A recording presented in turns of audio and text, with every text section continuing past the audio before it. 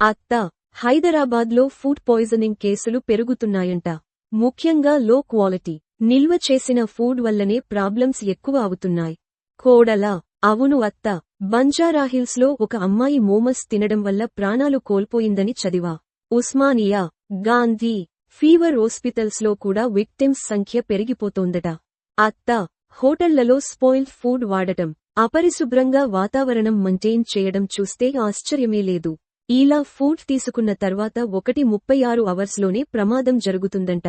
Bacteria, వైరస్లు, toxins ఇలా ఎన్నో రీజన్స్ ఉంటాయి ఫుడ్ పాయిజనింగ్ కి.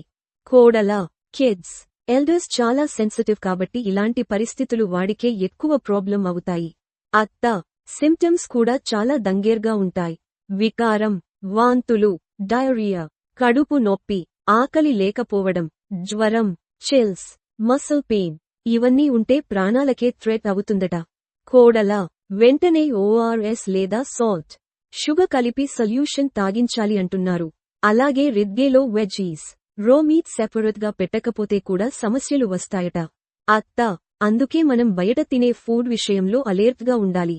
House clean, healthy food maintain చేయడం మేలు. Thank you for watching my video. For more videos please like, share and subscribe.